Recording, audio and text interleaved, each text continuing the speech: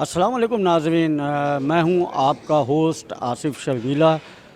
आज मैं मौजूद हूं arts council of Pakistan Karachi में, जहां पे हमारे एक लीजेंड फ़नकार जो हमसे जुदा हो गए और खालिक हकीकी से जा मिले और बेशुमार काम लोगों को कह देना, मुस्कुराहटें बिखेरना, इस्माइल तारा के जो काम है, जो उन्होंने लोगों में मुस्कुराहटें बिखेरी, जो अपना काम उन्होंने दिखाया, उसके हवाले से जितना भी कहा जाए, जितना बोला जाए कम है।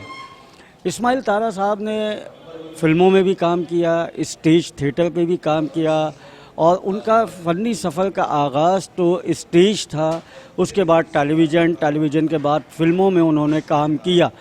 आज इस ताज़ियती प्रोग्राम में उनके बहुत से करीबी दोस्त जिन्होंने उनके साथ काम किया और वो साथी, वो बच्चे जो उनको अंकल भी कहते थे और उनके घरों में उनका आना जाना था बचपन से, जब शोबिज़ की फील्ड में नहीं आए थे और उनके घरों में उनका आना जाना था। तो आज हम उनको याद करेंगे इसी हवाले से और उनसे बात करेंगे और आपकी मुलाकात उन लोगों से कराएंगे और वो इस्माइल तारा साहब के हवाले से क्या कहते हैं, क्या बताते हैं, वो कैसी शख्सियत थे, कैसे फ़नकार थे और कैसे यानी कि एक फ़नकार से हट के एक इंसान कैसे थे, इसके हवाले से हम उनको याद करेंगे और उनकी बहुत सी अच्छी बातें करेंगे ताकि ये ऐसे फ़नकार हमेशा हमारे दिलों में ज़िंदा रहें। तो हम ये याद के हवाले से एक प्रोग्राम कर रहे हैं इस्माइल तारा साहब के लिए, तो आइए मुलाकात करते हैं। बहुत बड़ा हमें नुकसान हुआ है कॉमेडी के हवाले से, जिसमें मोइन भाई भी नहीं रहे। उमर शरीफ के साथ मेरा इतना साथ रहा है कि किसी हद नहीं, तकरीबन कोई 250-300 के करीब ज़्यादा ड्रामे मैंने उमर शरीफ के साथ प्ले किए हैं। बुड्ढा घर पे, बकरा किस्तों पे है, उसकी सारी बैकग्राउंड म्यूज़िक मेरी है। आखिरी वक्तों तक जितना भी उमर शरीफ का साथ रहा तो मैंने ही उनके साथ म्यूज़िक किया। इस्माइल तारा ने जब तक स्टेज किया है, आखिरी वक्तों तक मैं उनके साथ रहा। फिर वो लाहौर शिफ्ट हो गए, फिर वो आते जाते रहते थे, तो बड़ा उनके साथ रहा और बड़ा अफसोस का दिन है आज। लेकिन बड़ी मुझे एक बात की कहना तो नहीं चाहिए, खुशी इस बात की होती है कि आर्ट्स काउंसिल जो है वो अपने लेजेंड्स को याद रखता है और उसमें ख़ास तौर पर अहमद शाह को क्रेडिट जाता है कि वो हर लेजेंड का कोई ना कोई जो है वो ताज़ियाती प्रोग्राम भी रखते हैं। मैंने कोई किराया मांगा? नहीं। घर से बाहर निकलने की धमकी दी? बिल्कुल नहीं। नहीं दी ना? तो चुप करके मेरी बात सुनो, शादी में खुद कहूंगा। हाँ तो कर ले। नाज़रीन, इस वक्त हमारे साथ इस्माइल तारा साहब के साथ बहुत काम करने वाली शख्सियात मौजूद हैं, शहजाद रज़ा साहब और शकील सिद्दीकी। हम उनकी याद में ये प्रोग्राम कर रहे हैं। और तो शहजाद भाई, आप क्या कहेंगे इस्माइल तारा साहब के हवाले? सर, कहने को तो कुछ भी नहीं होता और बहुत कुछ होता है। 55 साल गुजारे हैं तारा के साथ, तो इस 55 साल में मेरे ख्याल में बहुत सारी दुनिया आबाद हुई और वो यादगार बन गई। तो जो तारा के लिए हम जो भी कह सकते हैं वो सब कुछ कम पड़ेगा। वो उसके लिए अल्फाज ही नहीं है कि जो उसको मुकम्मल तारीफ़ कर सकें या उसको हम मुकम्मल तरीक़े से तारा की बातों का इजहार कर सकें। इसलिए सिर्फ इतना है कि आप तारा के लिए दुआ करें। वो चला गया है, सबने जाना है, एक के बाद एक जाना है। कौन बाद में जाएगा, उसके बाद कौन जाएगा, ये हमें नहीं पता। बस दुआ करें तारा के लिए, जो पढ़ें और उसको बख्श दें। एक अच्छा आदमी हमारे दरमियान से उठ कर चला गया। नाज़रीन, इस वक्त बहुत अफसरदगी है क्योंकि ताज़ियती प्रोग्राम है, और तो मैं शकील सिद्दीकी साहब से कहूँगा कि आपकी बड़ी छेड़छाड़ थी इस्माइल तारा साहब से, तो आप क्या उनकी बातें शेयर करेंगे? बस वो फनकार तो बड़े थे, इंसान भी बहुत बड़े थे। इस्माइल तारा एक सदी का नाम है, सदी का नाम है वो। मतलब एक इतना काम करना, 58 साल काम करना कोई आसान काम नहीं है। माशाल्लाह, अल्लाह में मेरे से दुआ है कि शहजाद भाई को अल्लाह ज़िंदगी दे सेहत के साथ। अब हमारे बहुत चंद गिने चुने सीनियर रह गए, मेरे ख़ास करके। अल्लाह ताला उनको सेहत दे, जितने भी सीनियर हैं मेरे। और बस यही कहूँगा कि भाई जब भी हाथ उठे ना दुआ के लिए, तो आपने उन मरहूम फ़नकारों के लिए ज़रूर दुआ किया करें जिन्होंने आपको इंटरटेन किया। उसमें उमर शरीफ भी हैं, मोइन अख्तर भी हैं, रियाकत सोल्जर भी हैं, सिकंदर सनम भी हैं, अपना इस्माइल तारा साहब भी हैं। तो इनके लिए दुआ करके इनको बख्श दिया करें। अच्छा, एक सवाल मैं आप दोनों से करना चाहूँगा कि पाकिस्तान में तो जाहिर है हमारा घर है, रहते हैं, लेकिन जब मुल्क से बाहर जाते हैं और वहाँ काम करते हैं तो काम में भी थोड़ा सा बात होती है, तो वहाँ उनका बिहेवियर क्या हुआ करता है? यार देखो, एक मिसाल देता हूँ, उसके बाद इस बात को ख़त्म कर देना कि इंसान पता कहाँ पहचाना जाता है, या कर्ज लेके या सफ़र में। तो सफ़र के इतना अच्छे आदमी थे वो उनके अंदर एक माँ छुपी हुई थी अपने छोटों के लिए, बस ख़त्म हो जाती है बात।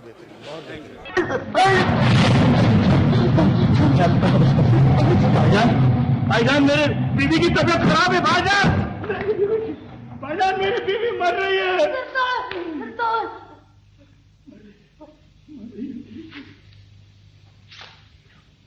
बिल्किस, मैं अभी बंदोबस्त करता हूँ। बिल्किस,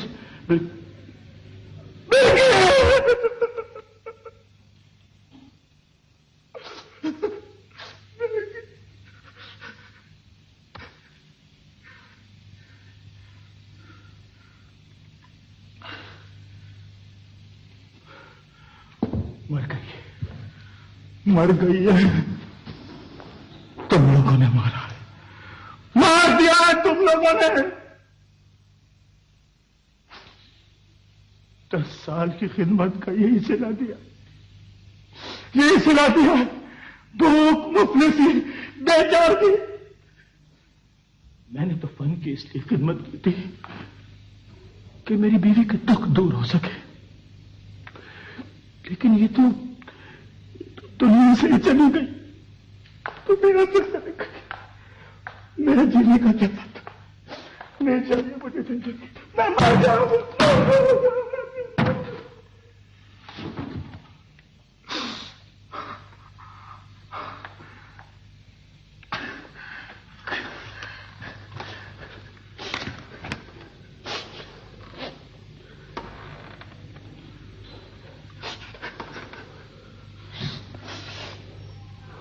मुझे बहुत अफसोस है कि तुम्हारी बीवी का इंतकाल हो गया। मैं पिछले 10 साल से तुम्हें फिल्मों में छोटे छोटे रोल करता हुआ देख रहा हूं, लेकिन आज जब हकीकी जिंदगी में तुम्हें सुना है तो अंदाजा लगाया कि तुम एक बहुत बड़े फनकार हो। मैं तुम्हारी बीवी को वापस तो नहीं ला सकता, लेकिन तुम्हारी एक आरज़ू पूरी कर सकता हूं। मैं तुम्हें अपनी फिल्म में हीरो बना सकता हूं। शेठ साहब, ये लो, ये तुम्हारा एडवांस 10,000 रुपए। शुक्रिया सेठ साहब, शुक्रिया। बिल्किस, देखो हमारे अरमान पूरे हो गए। बिल्किस, मैं हीरो हो गया हूं। बिल्किस, मेरे बगैर तुम्हारी एक्टिंग वैसे ही मुकम्मल नहीं। चलो घर में राशन डलवाना है। 10 साल से चक्कर लगा रहे। अच्छा कैरेक्टर दूंगा, अच्छा कैरेक्टर दूंगा।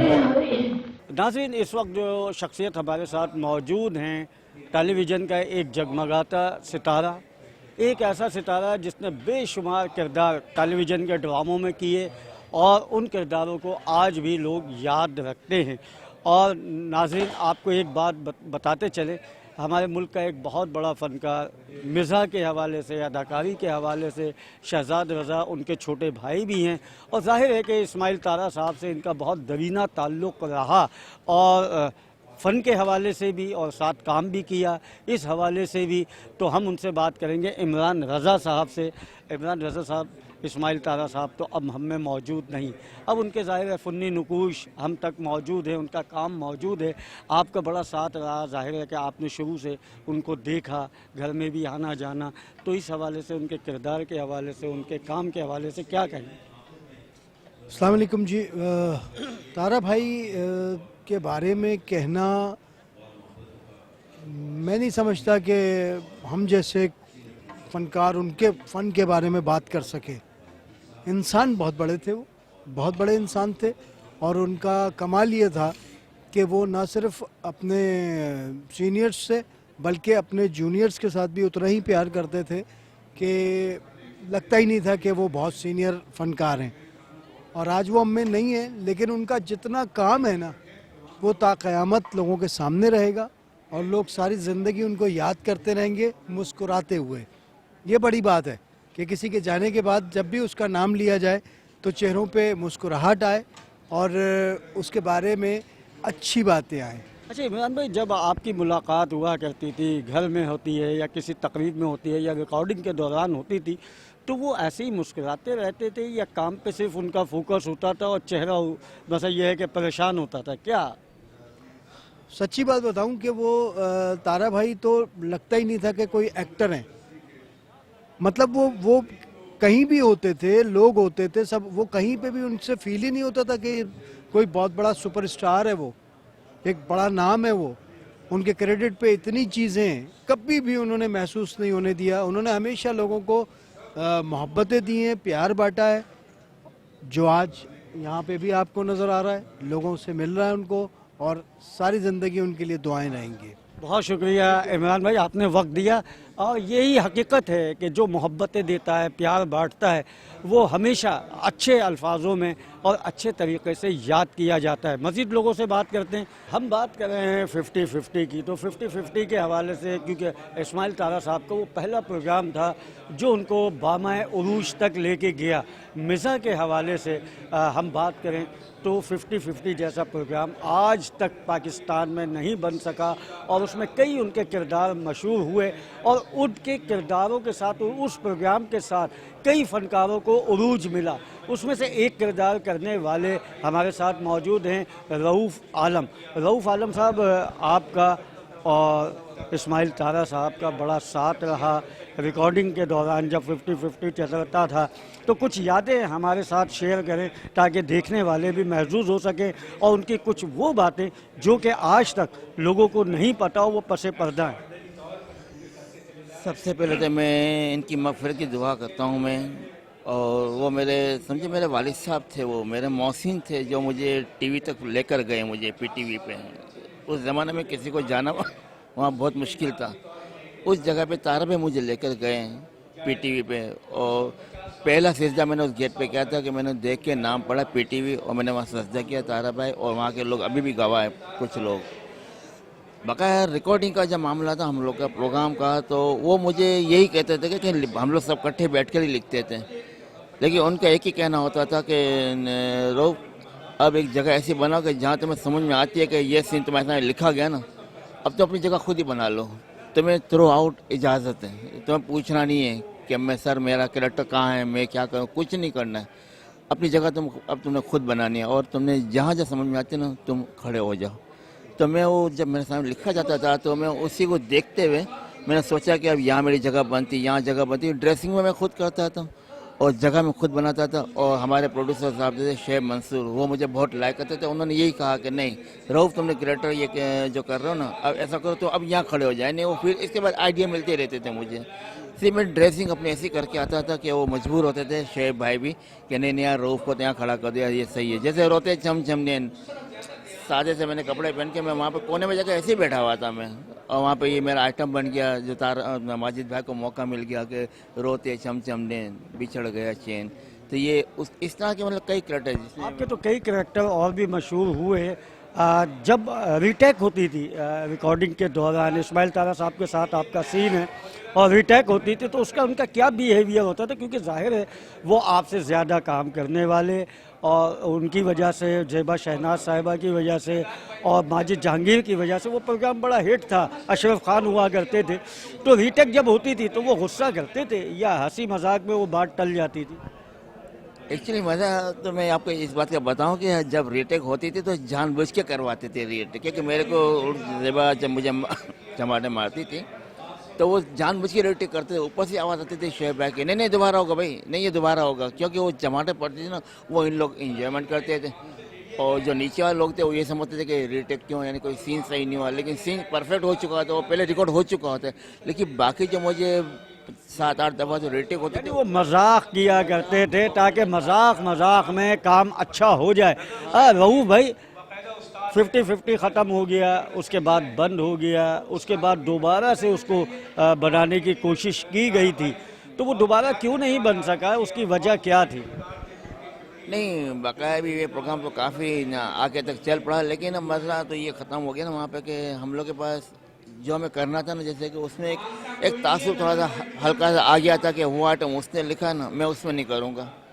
अब अपना अपना लिख के लोग आने लग गए बाद में। पहले हम सब इकट्ठा लिखते थे, बाद में डिसाइड होता था कि किसने क्या करना है। अब वो तो ख़त्म हो गया। अब तो ये कहते हैं, जैसे माजिद भाई ने बोला कि मैं कव्वाली का प्रोग्राम लेकर, भाई ये तो मैं ही करूँगा भाई। अब वहाँ पे तारा भाई को मना करते थे। अब तारा भाई अपना आइटम लेके जाते हैं, वो सबको कराते, लेकिन नहीं ये भी करे, ये भी, कोई भी करे। लेकिन 2-3 फनकारों में ज़रा तासुब था। अच्छा, जब वो लाहौर चले गए और फिल्मों में आने लगे, फिर उसके बाद वो कराची आ गए थे, अभी आखिरी दिनों में भी वो कराची में ही थे। जब वो फिल्मों में चले गए तो आपका राब्ता रहा, क्योंकि एक तवील अरसा हो गया, तकरीबन 25-30 साल हो गए, तो आपका राब्ता रहा, तो उस वक्त उनका क्या बिहेवियर हुआ करता था? सबसे बड़ी बात तो अल्लाह का शुक्र यह कि हमारी टीम जो थी पूरी 50 की आपस में आज भी एक दूसरे से बात नहीं करते थे, लेकिन मेरा राब्ता सबसे होता था। आज भी अशरफ खान साहब का फ़ोन, जैसे आपने उस दिन सुना था, उनका फ़ोन आया। तारा भाई का मेरे फैमिली ट्रांस था, तो मैं हर 15 दिन 20 दिन में उनके घर जाया करता था यहाँ पे। लेकिन मेरा एंड तक मेरा राब्ता रहा है। इनके इंतकाल से 3 दिन पहले मेरी इनसे मुलाकात नहीं हुई, जो वो अस्पताल चले गए, तो मुझे पता नहीं था। लेकिन कंटिन्यू मेरा मतलब मुझसे उन्होंने ज़रा भी वो नहीं बोला क्या कि मैं रहो तो कभी यहाँ मेरे पे मत आया, कि मैं घर पे नहीं हूँ तो तुम मत आया, कि कभी नहीं। बोले मैं नहीं हूँ तो क्या हुआ, तो हमारा बच्चा है, भले आ जा। भाभी ने मुझे हमेशा इतनी इज्जत दी है, और बिल्कुल समझो कि मतलब मुझे अलहदा समझे नहीं थे इस बंदे ने मुझे, वो हमेशा मुझे अपने साथ ही रखते थे। इस्माइल तारा साहब की कोई ऐसी खुशगवार बात आपके उनके दरमियान जो कि आपको यादगार हो और आप कहें कि यार ये बात मैं कभी भुला नहीं सकता, कोई ऐसी बात कि कभी आपकी कोई सपोर्ट की हो, या कोई ऐसी और बात कि जिससे कि आपको हमेशा उनकी याद आती रहे? इनकी यादें तो मैं कदम कदम पे आती रहेगी कि उन्होंने मेरे साथ ऐसे ऐसे कारनामे किए हुए हैं और ऐसे ऐसे हंसी मजाक किए हुए, ऐसे ऐसे मैं क्या बताऊं, क्योंकि कदम कदम पे आई है। मैं कि कितने वाक़यात बताऊं। एक वाक़या तो ये है कि मेरे पीटीए के अंदर हम लोग बैठे हुए थे इकट्ठे होके, और मुझे अचानक बोल दिया जा तू दूल्हा बन किया। मैंने भाई दुल्हन तो है नहीं, वो हो जाएगी तू जा दूल्हा बन किया। अचानक मैं दूल्हा बन किया, पता चला कि सामने ज़ेबा शनाज़ को खड़ा कर दिया, और हम दोनों दूल्हा दुल्हन का स्किट कर रहे हैं, और अचानक बने स्किट। हमारे जितनी तकरीबन बने स्किट अचानक बने। ऐसे कई जगहों पे इन्होंने मुझे इसी तरह यूज़ किया है। यानी टीम वर्क होता था, और टीम वर्क के साथ वो काम होता था, जब भी उसमें एक पुख्तगी थी। और ऐसा वो 50-50 है कि आज भी इस्माइल तारा की वो पहचान है, जबकि उन्होंने बहुत काम किया, फिल्मों में काम किया और बेतहाशा काम किया, टेलीविज़न ड्रामों में काम किया, लेकिन 50-50 जो है वो आज उनकी पहचान है। और उससे जो इनको इंटरनेशनल शोहरत मिली है वो कभी भी ख़त्म नहीं हो सकती। रऊफ़ आलम साहब, आपका बहुत बहुत शुक्रिया, आपने हमें वक्त दिया। बस मेरा तो कहना ये है कि अब 50 में से 50 तो ख़त्म हो गया हमारा, अब 50 एक रह गया है, वो है माजिद जहांगीर साहब। उनकी सेहत के लिए आप दुआ करें कि वो बहुत बीमार है अभी भी, और वो लाहौर में इस वक्त। लेकिन जब भी यहाँ आते हैं तो मैं उनके साथ रोज़ाना होता हूँ साथ में, वो खुद बताएँगे आपको ये। और उनके अलावा जब लाहौर गए मैं तो मेरी हर 2 दिन बाद कॉल आती है, मैं इनको फ़ोन करता हूँ या वो मुझे फ़ोन कर लेंगे। रऊफ़ आलम साहब में ये एक बड़ी बात है कि कोई भी ऐसा फ़नकार जो इनके करीब रहा हो या जिसे ये जानते हों, चाहे वो हॉस्पिटल में हो, ये वहाँ पे चले जाते हैं और बाकायदा दुआ के लिए कि इनकी दुआ हो जाएगा, वो बीमार हो उसकी दुआ के लिए, या उसका इंतकाल हो गया है तो उसकी दुआ के लिए कि फ़ातिहा कोई पढ़ ले, ये बाकायदा फ़ोटो शेयर करते हैं। उसके हवाले से बहुत आगाही देते रहते हैं कि इस वक्त क्या है क्या नहीं है। ये बहुत बड़ी बात है कि एक इंसान अपनी मसरूफियात छोड़ के किसी के दुख में शरीक हो। खुशियों में तो सब शरीक होते हैं, लेकिन दुख में ये शरीक होते हैं, ये एक बहुत बड़ी बात है। हमारी दुआ है कि अल्लाह ताला इनको भी ज़िंदगी दे, सेहत दे। गुज़िश्ता दिनों इनकी भी तबीयत ख़राब थी। तो रऊफ़ आलम साहब, आपका शुक्रिया, थैंक यू वेरी मच, आपने विनस चैनल को टाइम दिया। आइए रऊफ़ आलम के बाद और मज़ीद हम लोगों से बात करेंगे कि उनका क्या कहना है इस्माइल तारा साहब के हवाले से। ये शहनाइयां मेरी जान ले लेंगी। तेरा सत्यानाश जाए, कमबख्त इन्हीं शहनाइयों की वजह से तो सारा दिन घर में पड़े पड़े खाना खाता रहता है। अरे खुशनसीब हैं हम लोग जो हमारा घर चारों तरफ से शादी हालों में घिरा हुआ है। रोज कोरमा, बिरयानी, मुर्गिया ले खा। बिरयानी और कोरमा। गोश्त तो छोटे का है ना माँ। मिठू यहाँ मेरे पास। मेरे को बुलाया, तुम लोगों को तो बुलाया भी नहीं। मिठू ये मेरे लिए है। हाँ बेटा आपके लिए है। अच्छा मेरे लिए है। अच्छा अच्छा अच्छा अच्छा। आइए। अब जो हमारे साथ शख्सियत मौजूद है वो गुलकारी के हवाले से इंटरनेशनल शोहरत रखते हैं। अदाकारी के हवाले से भी आपने उनको देखा कई ड्रामों में, और स्टेज ड्रामों में भी देखा, टेलीविज़न के ड्रामों में भी देखा। उसके अलावा उनका बेसिकली जो पेशा है वो है सिंगिंग, और उसके हवाले से एक बहुत बड़ा नाम उनका है और पाकिस्तान से बाहर जाना जाता है। इनका इस्माइल तारा साहब से क्या ताल्लुक़ है? तो एक तो ये फ़नकार हैं, जाहिर है कि फ़नकार का एक दूसरे से ताल्लुक़ होता है। उसके अलावा इनका जो गहरा ताल्लुक़ है कि इनके चचा हैं इस्माइल तारा साहब। इस्माइल तारा साहब इनके वालिद साहब के बचपन के दोस्त साथी रहे, और बचपन से लेके और लहद तक इस्माइल तारा साहब और इनके वालिद साहब का जो साथ रहा है उसकी कोई मिसाल नहीं मिलती। और ऐसा साथ, ऐसा जिगरी याराना कि जो दुख सुख तमाम में साथ रहे, और बहुत सी बातें हम इनसे जानने की भी कोशिश करेंगे, क्योंकि इस्माइल तारा साहब और इनका घर एक साथ था, बल्कि एक ही घर था। और शोहरत के बाद जो है उसके बाद जाहिर है कि उन्हें हिजरत करनी थी, और वो आगे चले गए और इनके वालिद साहब वहीं रहने लगे।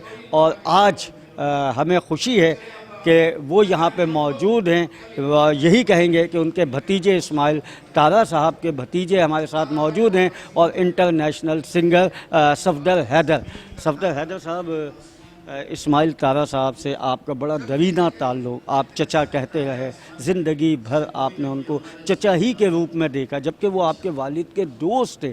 तो उनके किरदार के हवाले से, उनकी दोस्ती के हवाले से जो आपके अब्बू के साथ थी, आप क्या कहेंगे?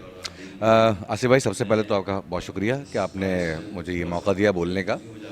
आसिफ भाई, बात ये है कि मैं जैसे कि अभी मैंने यहाँ पे भी बयान किया कि मुझे तो ये आज तक नहीं पता लगा कि मेरा कोई चचा नहीं था, क्योंकि मैंने जब आँख खोली घर में तो मैं उन बच्चों में से हूँ जो लकी बच्चे होते हैं जिन्होंने आँख खोली तो चारों तरफ लेजेंड्स को देखा, चाहे वो मोइन अंकल हों, चाहे वो उमर भाई हों, चाहे वो इस्माइल तारा साहब हों। मैंने जैसे बताया कि अपने फादर के बाद घर में अगर दूसरा आदमी देखा तो वो चाचा को देखा। तो हम आज बात एक ही घर में रहा करते थे, चीज़ें थी, दुख सुख सब कुछ साथ देखा, साथ साथ बड़े हुए, फिर उनकी औलादें हुई, फिर हमने वो चीज़, ज़ाहिर सी बात है मैं वो चीज़ें जानता हूँ, या मैं वो चीज़ें जो एक फैमिली के अंदर होती हैं। और वो एक बहुत ही मज़ेदार आदमी थे। वैसे तो हमारा रिश्ता चचा और भतीजे का था, लेकिन हम लोग बेसिकली दोस्तों की तरह रहते थे। हालांकि अब्बू के साथ जो है थोड़ी सी बाउंडिंग्स थी, लेकिन चाचा के साथ जो है वो ज़रा दूसरा रिश्ता था, हमारा हंसी मजाक का रिश्ता था बहुत। और मुझे मौका मिला उनके साथ काम करने का भी। मैंने एक बड़े सीरियल में उनके साथ काम किया, उनके बेटे का कैरेक्टर करता रहा मैं। और बस आसिफ भाई, चीज़ें हैं, ज़िंदगी है, और कभी नहीं सोचा था कि मैं उनके वो तो आर्टिस्ट थे, वो तो हंसने हंसाने की बात करते थे, और बच्चों के साथ बच्चे थे, बड़ों के साथ बड़े थे, और एक बुर्दबार शख्सियत थे। कोई ऐसी बात जो आपके साथ पेश आई हो और आप जब बस उस बात को सोचते हो और आपकी बेसाख्ता हंसी निकल जाती हो या मुस्कुराहट आ जाती हो चेहरे पे, कोई ऐसा वाक़या? क्योंकि आपका बड़ा साथ रहा, बड़ी बात रही, शोज़ में भी आप साथ जाते थे, आते थे, और तकरीबन घर में भी बहुत सी बातें होती हैं। आसिफ भाई, अगर मैं बात करूँ तो ऐसी तो बहुत सारी बातें हैं, बेशुमार बातें हैं कि जो अक्सर व बेशतर रहती थी और होती रहती थी। और चाचा, जैसे कि सब जानते हैं, चाचा ना हर वक्त फ़नी मूड में रहते थे। वो कभी ना बोर होते थे और ना ही बोर करने देते थे किसी को। तो उनके साथ ऐसी यादें हैं कि मैं एक नहीं बता सकता, बेशुमार चीज़ें हैं। हर वक्त वो एक फ़नी मूड में रहते थे, और एक शफ़क़त वाला भी सिलसिला था, उनसे सीखने को बहुत मिलता था। और आपको पता है मेरे अब्बू का और इनका जो बॉन्डिंग थी, जब 50-50 शुरू हुआ तो मेरे अब्बू काफ़ी 50-50 लिखने में मेरे अब्बू का बहुत बड़ा करैक्टर है उनका, उसमें कैरेक्टर्स बनाने में मेरे अब्बू का बहुत बड़ा हाथ है। बल्कि अगर ये कहा जाए कि 50-50 जो पाकिस्तान टेलीविज़न का एक ऐसा मज़ाहिया प्रोग्राम जो आज तक लोग भूले नहीं हैं, कई इसके नस्लें आ गई हैं, लेकिन 50-50 जो है वो अपनी आज भी मकबूलियत बरकरार रखा हुआ। वो आपके घर से शुरू हुआ? बिल्कुल मेरे ही घर से शुरू हुआ। मैं खुद उसमें एज ए चाइल्ड स्टार 50-50 में बहुत सारे खाके मैंने भी किए। मैंने कहा ना मैं उन चंद लकी बच्चों में से हूँ जिनको जो मुझे लेजेंड्स के साथ और उनके साथ काम करने का मौका मिला। और ये चीज़ें बस अब ये है दुआ, मैं सब जो इस वक्त सुन रहे हैं, जो देख रहे हैं, मैं कहूँगा बहुत दिल से, बहुत प्यार से उनके लिए दुआ कीजिए कि अल्लाह पाक उनको अपनी जवार रहमत में जगह अता फरमाए। और जो लोग अभी आसिफ भाई, जो जैसे अभी भरत भाई ने भी कहा और बाकी लोगों ने भी कहा कि अब जो लोग हमारे बीच रह गए हैं तो उनकी कदर करें, उनसे प्यार करें, उनकी ज़िंदगियों में उनको ट्रिब्यूट दें और उनको एहसास दिलाएं कि वो हमारे लेजेंड्स। बिल्कुल बिल्कुल, और हमें ये एहसास रखना चाहिए। और अब जाने के बाद तो दुआएं होती हैं, लेकिन हमें जो ज़िंदा हैं उनकी भी कदर करना चाहिए। आइए मज़ीद आगे बातें करते हैं। नाज़रीन, अगर हम बात करें पाकिस्तान टेलीविज़न के हवाले से, तो एक ऐसा सदाबहार नाम और ऐसे किरदार करने वाली फ़नकारा, और अगर हम बात करें रेडियो पाकिस्तान की तो उसके भी हवाले से एक बहुत बड़ा नाम, अदब के हवाले से अगर हम बात करते हैं तो एक बहुत बड़ा नाम, पाकिस्तान से बाहर चली गई, लेकिन गाहे बगाहे पाकिस्तान आती हैं। और जब भी वो आती हैं उनके लिए महफ़िलें जमती हैं, उनके लिए प्रोग्राम होते हैं, उनको खराज तहसीन पेश करने के लिए। तो आज इस्माइल तारा साहब की भी महफ़िल में, ताज़ियती प्रोग्राम में वो ख़ुसूसी तौर पे आई और उन्होंने इज़हार ख़याल भी किया। हमारे मुल्क की बहुत बड़ी फ़नकारा, बहुत बड़ी शख्सियत और बहुत मिलनसार नीलोफ़र अब्बासी साहिबा हमारे साथ मौजूद हैं, जो एक यूनिवर्सिटी का दर्जा रखती हैं आप। तो हमें बड़ी खुशी है कि आप हमारे साथ मौजूद हैं। इस्माइल तारा साहब के फ़न के हवाले से और उनके किरदार के हवाले से आप क्या कहेंगे? मैं पहले तो बहुत बहुत शुक्रिया इतने अच्छे अल्फाज मेरे लिए इस्तेमाल करने का। दूसरे ये कि उनका ताज़ियती जलसा है इस्माइल तारा साहब का। मेरी बड़ी बदकिस्मती रही है कि मैंने उनके साथ कभी काम नहीं किया, लेकिन वैसे मैंने उन्हें देखा और जैसा मैंने अभी बताया भी कि उन्होंने मेरे वलीमे में परफॉर्म किया था, तो ये मेरे लिए बड़ी एज़ाज़ की बात है। उस वक्त उन्होंने नया काम शुरू किया था और उसी वक्त जब उन्होंने स्टेज पे परफॉर्म किया तो मुझे अंदाज़ा था कि ये बहुत तरक्की करेंगे और बहुत आगे जाएंगे, क्योंकि वही जैसा मैंने कहा कि फ़नकार पैदा होते हैं, बनते नहीं हैं। तो चाहे उनका पहला दिन हो परफॉर्मेंस का या कई बरसों बाद, उनकी परफॉर्मेंस में वही पुख्तगी होती है। तो वही उनके साथ था और उन्होंने जो जो प्रोग्राम किए 50-50 में, जैसे जो उनका मखसूस एक अंदाज़ था, यट्टे गट्टे, वो आज इतने बरस गुजर गए फिर भी लोगों को याद है।